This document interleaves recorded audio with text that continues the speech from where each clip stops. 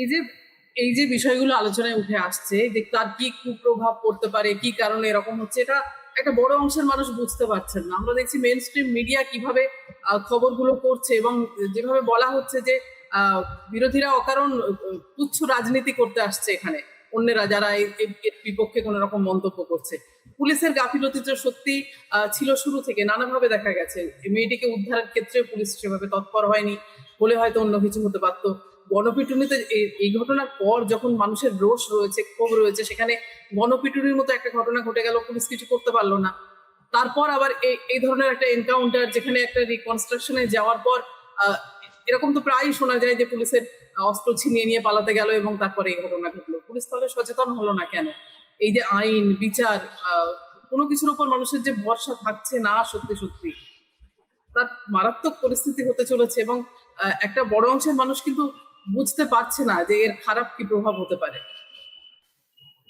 যেটা মানে দুটো তিনটে জিনিস তো বলতেই হবে। একটা হচ্ছে ভারতবর্ষের রাজনৈতিক দলগুলোর ভাষা সাধারণভাবে এতটাই আক্রমণাত্মক বিপক্ষের প্রতি এবং যে কোনো বিরোধিতার প্রতি, শুধু বিপক্ষ নয়, যে সেই আক্রমণাত্মক ভাষা এবং সেই আক্রমণাত্মক রাজনীতি, তার থেকেই কিন্তু এই গুলি চালনা, গণপিটুনি, থানায় পিটিয়ে মেরে ফেলা ইত্যাদি জিনিসগুলো সমাজে ক্রমশ একটা জায়গা নিতে শুরু করে। আপনার এটা মনে থাকবে যে আমরা যেটা লিঞ্চিং কথাটা হঠাৎ এই 2014 সালের পরে একটা খুব কমন কথা হিসেবে উঠে এসেছিল, আজকাল একটুখানি কমে গেছে।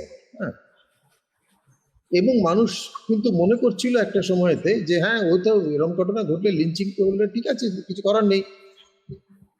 এবারে যেটা ঘটেছে এইটা একটা দিক, যেটা রাজনৈতিক দলগুলোর আক্রমণাত্মক রাজনীতির দিক থেকে, সত্যি কথা বলতে কি, বিরোধিতাকে শেষ করার রাজনীতি, বিপক্ষকে শেষ করার রাজনীতির দিক থেকে কিন্তু এই মানসিকতাটা ক্রমশ উঠে আসে।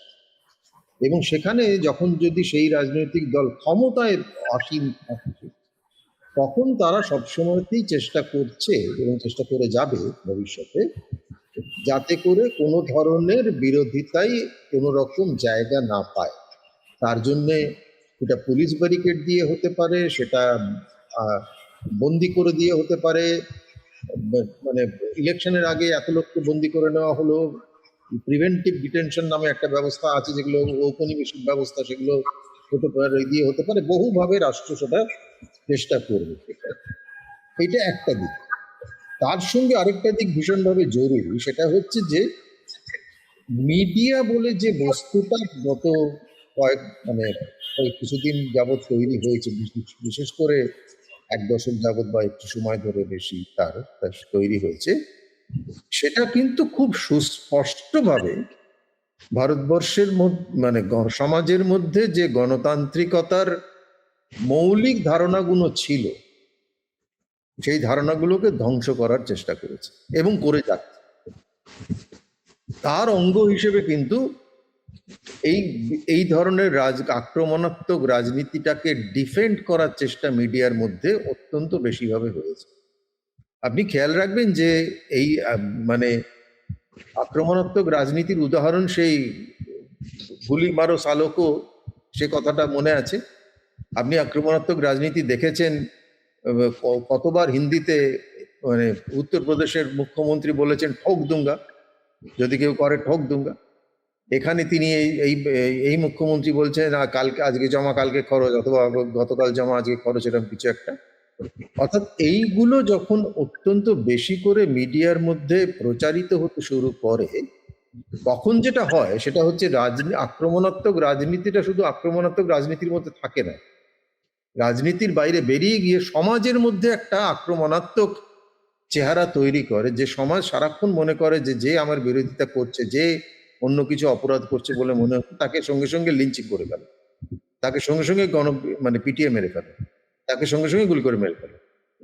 এই যেটাকে আমি বললাম যে গুলি চালিত সমাজ, মানে আইন চালিত সমাজের পরিবর্তে গুলি চালিত সমাজ, এটা আমি একটা ফ্রেজ হিসেবে ব্যবহার করছি, সেটা একটা মেটাফর মানে হচ্ছে যে সেটা একটা উপমা। সেই উপমা দিয়ে যেটা বোঝানোর চেষ্টা করছি সেটা হচ্ছে যে সমাজটা অত্যন্ত বেশি রকম ভাবে হিংসক হয়ে উঠছে, এবং সেই হিংসক হয়ে ওঠার পিছনে রাজনৈতিক দলগুলোর আক্রমণাত্মক রাজনীতি একটা ভূমিকা পালন করছে, প্রশাসন যন্ত্র একটা ভূমিকা পালন করছে, আর মিডিয়া বলে যে বস্তুটি তৈরি হয়েছে সেই বস্তুটি একটা বড় রকমের ভূমিকা পালন করছে, যাদের রাষ্ট্রকে প্রশ্ন করা উচিত বলে আমরা জানতাম, সেই জন্য তারা নাকি ফোর্থ পিলার।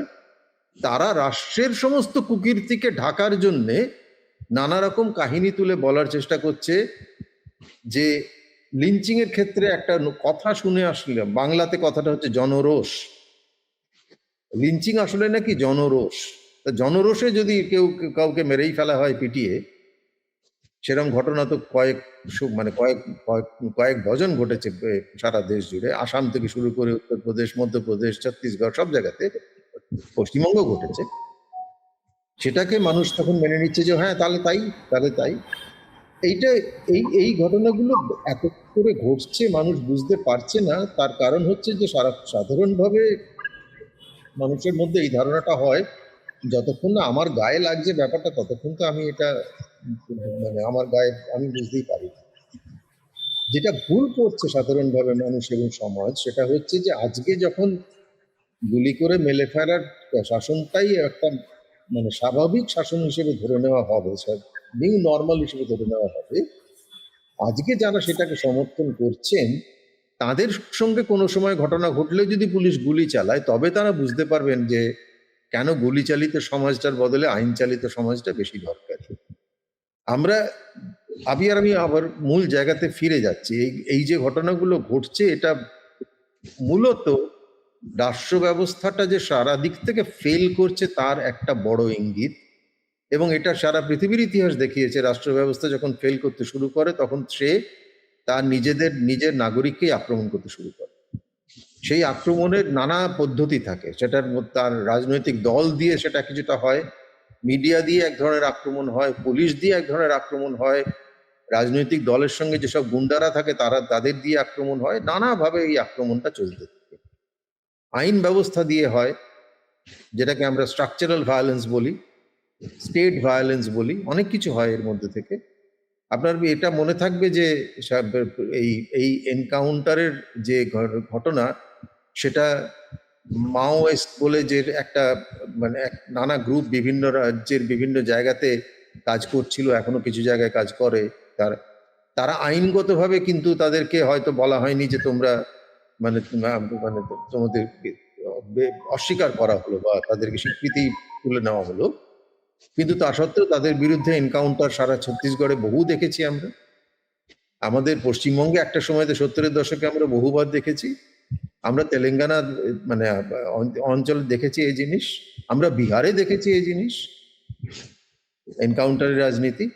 কাজেই আজকে পশ্চিমবঙ্গে নিয়ে সবাই উদ্বেলিত হচ্ছেন, মনে রাখতে হবে যে পুলিশের বিরুদ্ধে ব্যবস্থা নেওয়ার মতো মানে প্রোটেকশন, নাগরিকের প্রোটেকশন আমাদের দেশের আইন ব্যবস্থার মধ্যে খুব একটা স্ট্রাকচারাল দুর্বলতা আছে।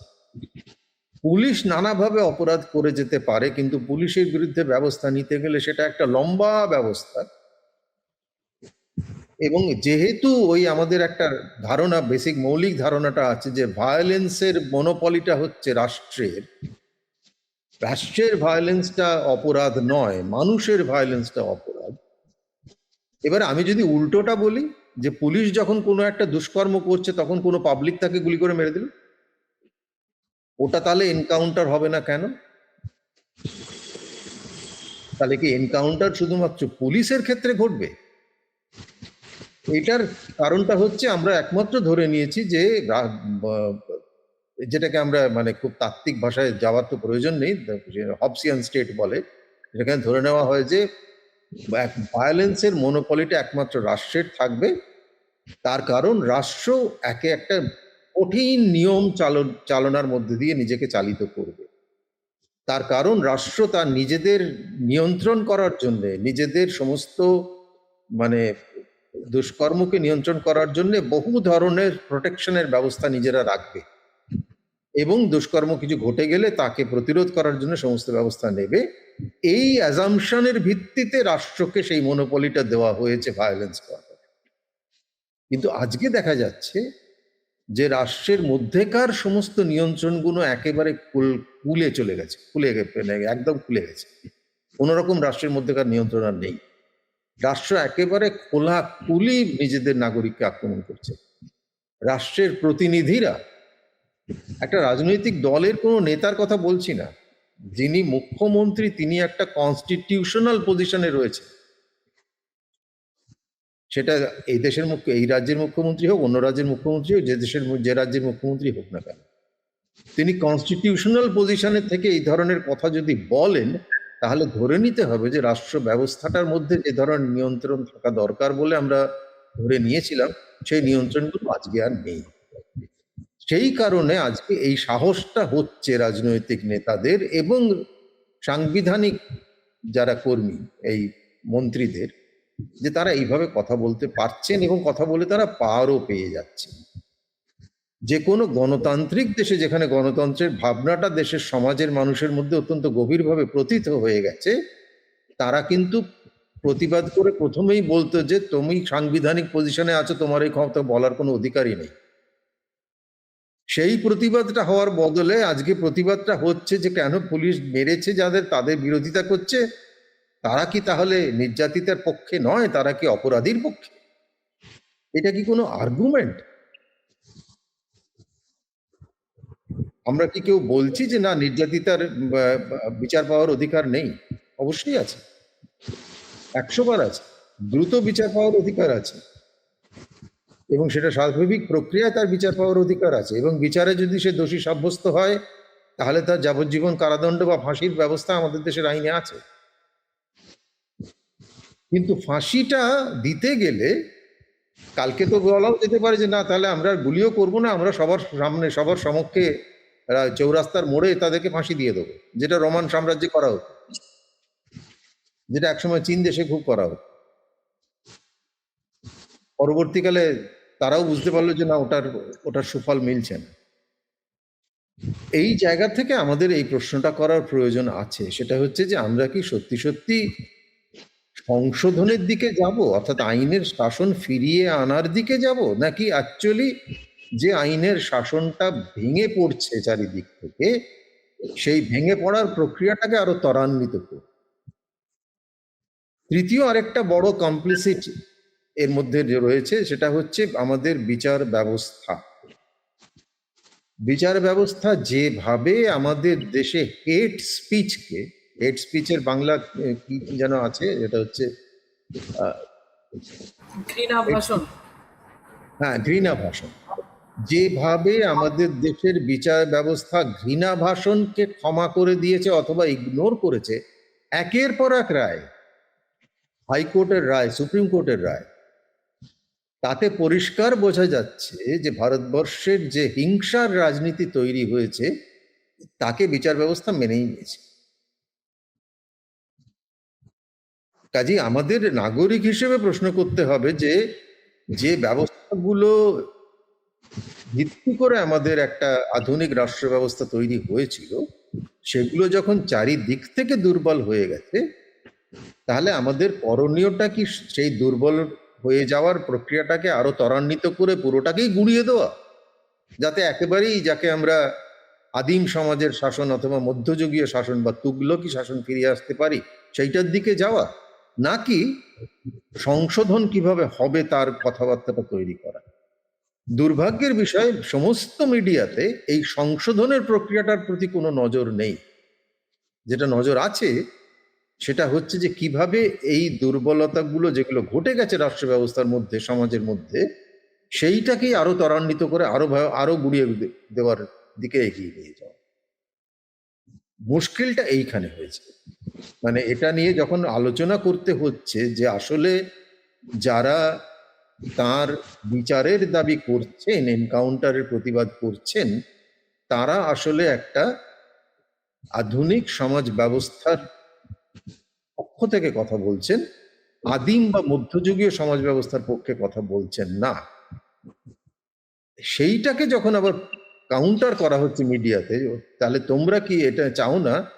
তার মানে মিডিয়া সত্যি সত্যি মধ্যযুগীয় শাসনের দিকে তাকিয়ে কথা বলছে। আর বিচার ব্যবস্থা কমপ্লিসিট এই অর্থে যে তারা সায় দিচ্ছে, মেনে নিচ্ছে, স্বীকার করে নিচ্ছে, অসহায় এই ব্যবস্থার মধ্যে পড়ে গেছে।